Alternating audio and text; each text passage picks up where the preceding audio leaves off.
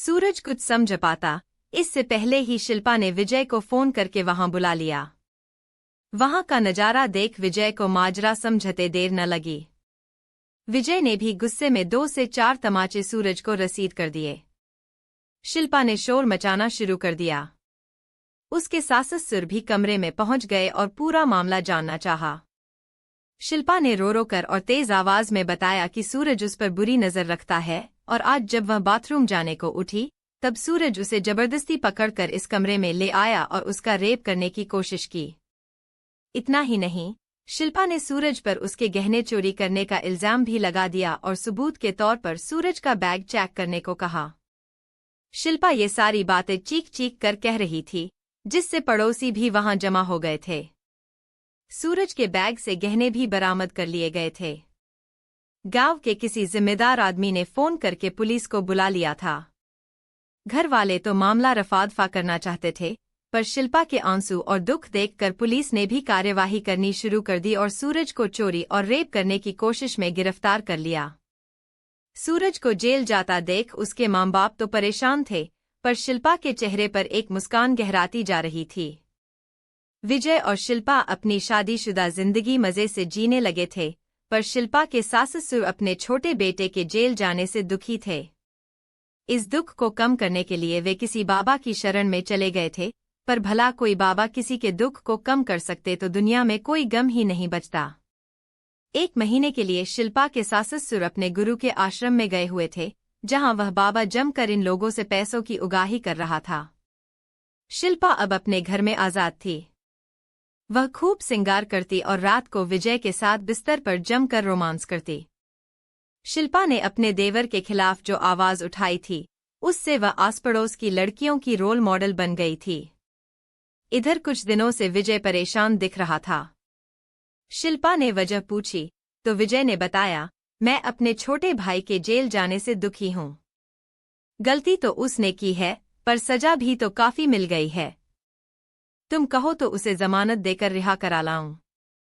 शिल्पा ने विजय का मन रखने के लिए उसे सूरज को छुड़ा लाने की इजाजत दे दी।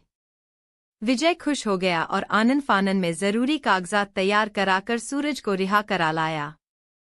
सूरज अब शिल्पा से न तो बात करता था और न ही आंख मिलाता था, बल्कि वह उसके प्रति बदले की भावना से भरा हुआ था, पर शिल्पा उसकी इस मंशा से पूरी तरह सजग थी और वह भी उससे दूरी बनाकर ही रखती थी। सूरज अब लखनऊ वापस जाना चाहता था, पर इस बीच उसकी नजरें शिल्पा से मिलने आने वाली 20 साल की लड़की किशोरी से टकरा गईं। किशोरी उसे देखकर मुस्कुराती और लटके झटके दिखाती थी। किशोरी से यों न्योता मिला तो सूरज के मन को थोड़ा अच्छा लगने लगा और उसने कुछ और दिन गांव में रहने का फैसला कर लिया।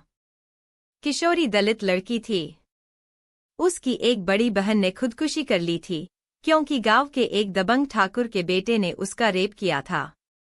अपने परिवार पर जुल्म देखने की आदी हो चुकी किशोरी अब गांव छोड़कर जाना चाहती थी, इसलिए उसके मन में यह बात दबी हुई थी कि उसकी शादी किसी शहर के लड़के से ही हो।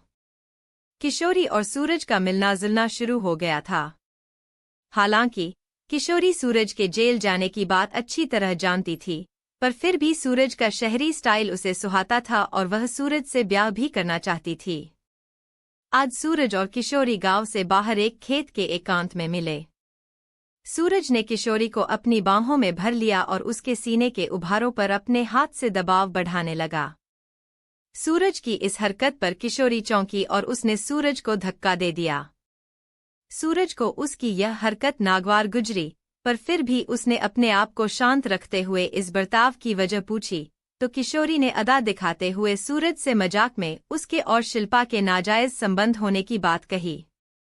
यह बात सुनते ही सूरज का चेहरा तमतमा गया और वह शिल्पा के लिए गंदी गंदी गालियां निकालने लगा।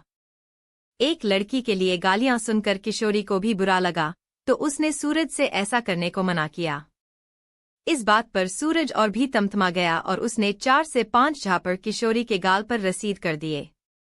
अभी सूरज किशोरी को और मारता, उससे पहले किशोरी किसी तरह जान बचाकर वहां से भाग खड़ी हुई। अभी वह भागते हुए ही जा रही थी कि उसे घर के बाहर शिल्पा मिल गई। किशोरी ने शिल्पा से सारा हाल कह सुनाया। इसके बाद शिल्पा ने उसे हिम्मत बंधाते हुए कहा, अब जैसा मैं कहती हूँ वैसा करो। शिल्पा ने किशोरी से पुलिस के पास चलकर सूरज के खिलाफ गवाही देने को कहा तो किशोरी पुलिस के नाम से डर गई, जिस पर शिल्पा ने उसे समझाते हुए कहा, जब तक हम लड़कियां और औरतें अपने खिलाफ होने वाली नाइंसाफी को सहती रहेंगी तब तक ये भेड़िए हमें नोचते रहेंगे। इसके बाद शिल्पा ने किशोरी को उसकी बहन पर हुए जुल्म के बारे में बताते हुए कहा, आज तुम्हारी बहन जिंदा होती अगर उसका रेप नहीं हुआ होता। हम सब कब तक जुल्म सहेंगे? हो सकता है कि कल तुम्हारे साथ भी रेप हो और तुम भी खुदकुशी कर लो। शिल्पा की ऐसी बातें और तेवर देख किशोरी के अंदर भी हिम्मत आ गई और उसने शिल्पा को हर तरह से मदद देने का निश्चय कर लिया। इसके बाद शिल्पा ने पुलिस को फोन किया और सूरज पर किशोरी का रेप करने की कोशिश में नाकाम रहने के बाद जान से मारने की कोशिश करने का आरोप लगाते हुए किशोरी को पुलिस के सामने खड़ा किया और उसके शरीर पर आई हुई चोटों के निशान भी दिखाए, जिससे सूरज की हरकत की तस्दीक तो हुई ही, साथ ही सूरज का क्रिमिनल रिकॉर्ड भी उसे कसूरवार करार देने में मददगार साबित हुआ। इतना ही नहीं, शिल्पा ने पुलिस में अपने परिवार के खिलाफ दहेज के नाम पर सताने का आरोप लगाते हुए एफआईआर लिखवाई, जिसमें शिल्पा ने यह भी बताया कि उसके सास-ससुर उस पर जुल्म तो करते ही हैं, साथ ही किसी बाबा के फेर में पड़कर उसका सारा दहेज का पैसा उन्होंने हड़प लिया है और वे लोग उससे अपने मायके से और भी पैसे लाने की मांग करते रहते हैं। पुलिस ने तुरंत संज्ञान लेते हुए दहेज के नाम पर सताने के आरोप में शिल्पा के सास-ससुर और उसके पति को भी जेल में डाल दिया। 13 साल की उम्र में अपने गांव में आए हुए एक अपरिचित लड़के द्वारा रेप किए जाने की घिनौनी वारदात के बाद भी शिल्पा टूटी नहीं, बल्कि एक सोची समझी साजिश के साथ उसने विजय को अपने जाल में फंसाया ताकि वह उससे ब्याह करके अपना बदला पूरा कर सके। शिल्पा ने सूरज को एक बार नहीं बल्कि बार बार जेल भिजवाकर अपना बदला पूरा किया। सभी कसूरवार जेल में थे और अब शिल्पा इस पूरे मकान और जायदाद की अकेली मालकिन थी। अब वह गांव जाकर लड़कियों को किसी से न डरने और नाइंसाफी न सहने के लिए सीख देती थी। आज शिल्पा ने अपने आप को आदमकद आईने में देखा। सामने एक रेप पीड़ित लड़की तो थी जिसने बचपन में ही जुल्म सहा था, पर अब वह अबला नहीं थी और न ही उसके मन में कोई पछतावा था, क्योंकि पछतावा तो बुरे काम को अंजाम देने वाले को होना चाहिए। इसीलिए शिल्पा के चेहरे पर एक मुस्कान थी, विजयी मुस्कान।